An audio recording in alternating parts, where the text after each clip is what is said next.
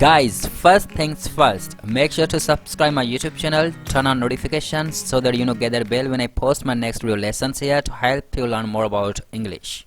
Hi everyone, welcome back to Learn English with Rizwan Ali.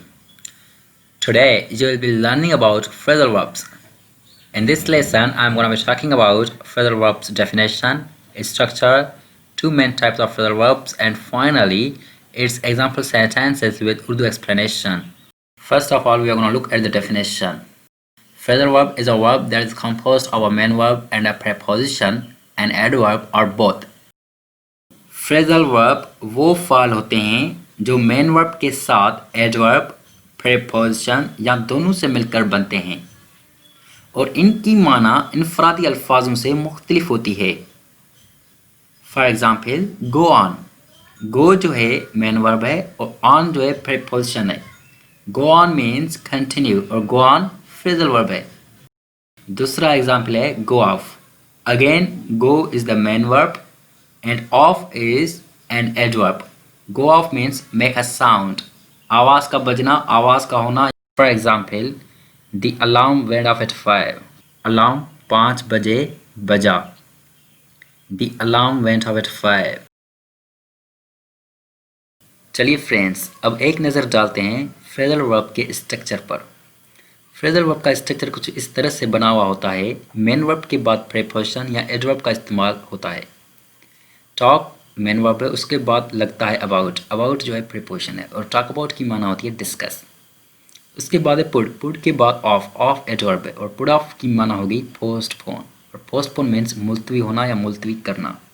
Friends, ये मैंने just आपको एक स्ट्रक्चर दिखाया, ये एक कंपोज्ड फॉर्म है और ये ऑलरेडी बने हुए हैं, हम नहीं बना सकते ये।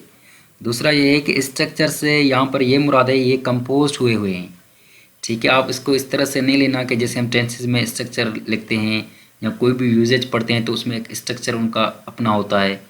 तो उस स्ट्रक्चर में ये होता है कि हम अपनी मर्ज़ी से सेंटेंसेस बनाते हैं। तो यहाँ पर इस तरह की कोई वो नहीं है कि हम अपनी मर्ज़ी से ये बनाएं, ठीक है। फ्रेंड्स, एक और टिप बताता चलूँ कि फ्रेजल वर्ब 3 अल्फाजों पर भी बना हुआ होता है, यानी consist of 3 words, composed of 3 words. वो अल्फाज 3 कौन से हैं? Main verb, adverb, preposition. For example, look is main verb, forward adverb and to preposition. Look forward to means anticipate with pleasure. Look forward to means मुंतज़िर होना। उसके बाद है put up with. Put main verb है, up adverb and then with is a preposition. Put up with means tolerate, बर्दाश्त करना। Now I'm gonna continue explaining in a bit more detail about separable and inseparable phrasal verbs. Separable phrasal verbs. Separable phrasal verbs ऐसे fall जिसमें main verb और हर्फ jar यानी preposition अलहदा हो सकते हो और इस सूरत में ऑब्जेक्ट यानी मफूल बीच में इस्तेमाल हो। इसको अगर और आसान अल्फाजों में बताऊं तो ऐसा है, आप 2 अल्फाजों को अलहदा कर सकते हैं और direct object in the middle of a sentence रख सकते हैं। जैसे कि स्विच ऑफ फ्रेजल वर्ब है, स्विच के बाद आप डायरेक्ट ऑब्जेक्ट का इस्तेमाल कर सकते हैं और फाइनली आप ऑफ रख सकते हैं। At the same time clean up phrasal verb है और क्लीन अप के बीच में आप डायरेक्ट ऑब्जेक्ट का इस्तेमाल कर सकते हैं। For example, I switched the light of, मैंने लाइट बंद की। स्विच के बाद डायरेक्ट ऑब्जेक्ट का इस्तेमाल हो रहा है और फिर ऑफ का इस्तेमाल हो रहा है, यानी स्विच ऑफ के बीच में डायरेक्ट ऑब्जेक्ट का इस्तेमाल किया जा रहा है। I switched the light of, मैंने लाइट बंद की। इस सेंटेंस को अगर आप चाहें तो आप इस तरह से भी बना सकते हैं। आप इस सेंटेंस को इस तरह भी कह सकते हैं, I switched off the light, यह भी सही है। I switched off the light, मैंने लाइट बंद की। I switched off the light और I switched the light off, दोनों ठीक है। दूसरा एग्जाम्पल है, we have to clean this mess up, हमें ये गंदगी साफ करनी है। आप देख सकते हैं क्लीन अप के बीच में डायरेक्ट ऑब्जेक्ट का इस्तेमाल किया जा रहा है और डायरेक्ट ऑब्जेक्ट है दिस मेस। यही वजह है कि हम इन्हें सेपरेबल फ्रेजल वर्ब्स कहते हैं। याद रहे, सेपरेबल फ्रेजल वर्ब्स के बीच में डायरेक्ट ऑब्जेक्ट का इस्तेमाल किया जाता है। इसके अलावा आप चाहें तो इस सेंटेंस को इस तरह भी बना सकते हैं, We have to clean up this mess. चलिए फ्रेंड्स, अब देखते हैं कुछ most common separable phrasal verbs. Call off. Call off means cancel, और कैंसिल की माना उर्दू में है मनसूख करना, ख़त्म करना। Fill out. Fill out means complete a form, form मुकम्मल करना या मुकम्मल फॉर्म को भरना। Put off. Put off means postpone, मुलतवी करना। Try on.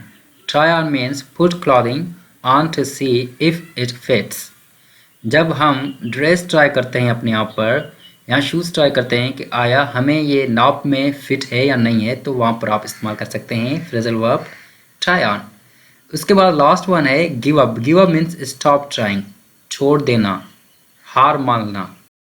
अब हम इन्हीं सेपरेबल फ्रेजल वर्ब्स को सेंटेंसेस में इस्तेमाल करने जा रहे हैं। फर्स्ट एग्जाम्पल है I need you to call off this afternoon's meeting. मैं चाहता हूं कि आप इस दोपहर वाले इजलास को मनसूख करें। She doesn't know how to fill out this application form. वो नहीं जानती कि इस दरख्वास्त का फॉर्म कैसे भरा जाता है या कैसे भरते हैं। I have put off the meeting until tomorrow. मैंने कल तक इजलास मुलतवी कर दिया है। I have put off the meeting until tomorrow. मैंने कल तक इजलास मुलतवी कर दिया है। He usually tries on the shoes before he buys them. वो हस्बे मामूल शूज़ खरीदने से पहले उन्हें पहन के देखता है। He usually tries on the shoes before he buys them. वो हस्बे मामूल शूज़ खरीदने से पहले उन्हें पहन कर देखता है। She will give up the trip for lack of money. वो पैसों की कमी की वजह से ट्रिप पे चलना छोड़ देगी, या वो पैसों की कमी की वजह से ट्रिप को छोड़ देगी। She will give up the trip for lack of money. अब बात करते हैं inseparable phrasal verbs की। इसमें यह होता है कि ऑब्जेक्ट को anyhow आखिर में आना है, क्योंकि वर्ब और प्रेपोजिशन को किसी भी सूरत में एक साथ ही रहना है। For example throw up. Throw up की मीनिंग है वोमिट, और थ्रो अप के बीच में कभी भी डायरेक्ट ऑब्जेक्ट का इस्तेमाल नहीं किया जाता। यानी इनसेपरेबल फ्रेजल वर्ब्स वो होते हैं जो कभी भी अपने आपस से सेपरेट नहीं होते। यानी मेन वर्ब प्रीपोजिशन से सेपरेट नहीं होता, जो कि फ्रेजल वर्ब का पार्ट होता है। और दूसरा वर्ड यहाँ पे है फ्रेजल वर्ब लुक इनटू।